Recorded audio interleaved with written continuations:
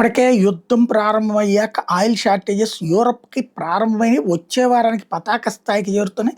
ఈలోపే ముందు జాగ్రత్తలు ప్రారంభించారు. జర్మనీలో పెట్రోల్ 10 లీటర్లకు మించి పొయ్యరట. ఫ్రాన్స్‌లో క్యూఆర్ కోడ్ ఫ్యూయల్ రేషనింగ్ పెట్టుకొచ్చారు. శ్రీలంక తరహాలో 15-20 లీటర్లు వారానికి ఒక వాహనానికి. బ్రిటన్‌లో వచ్చేటప్పటికి లోయర్ మోటార్‌వే స్పీడ్స్‌ని 60 కిలోమీటర్ల లోపు వాటిని ఆపుతున్నారు. ఇటలీ వచ్చేటప్పటికి పెట్రోల్ స్టేషన్స్ 2 రోజుల పాటు వారంలో 2 రోజుల పాటు మూసి ఉంచాలని నిర్ణయించారు.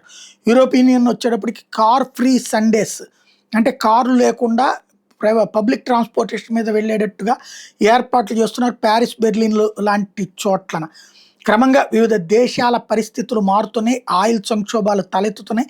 న్యూజిలాండ్ వచ్చేటప్పటికి వీక్లీ కార్లెస్ డేస్ని ఎంటర్టైన్ చేయాలని నిర్ణయించుకుంది. స్లోవేకియా ఫ్యూయల్ కోటాని మేనేజ్ చేసేందుకు నిర్ణయించుకుంది. మయన్మార్ వచ్చేటప్పటికి పెట్రోల్ పంపుల్ని క్లోజ్ చేస్తుంది. ఇప్పటికే కాంబోడియాలో దాదాపుగా 1/3 వంతు పెట్రోల్ పంపులు మూసేశారు. ఈజిప్ట్లో ఎలక్ట్రిసిటీకి సంబంధించిన వెహికల్స్ని మూవ్ చేస్తున్నారు. ఇలా 1 by 1 ప్రపంచమంతా మార్పులు చోటు చేసుకుంటున్నాయి.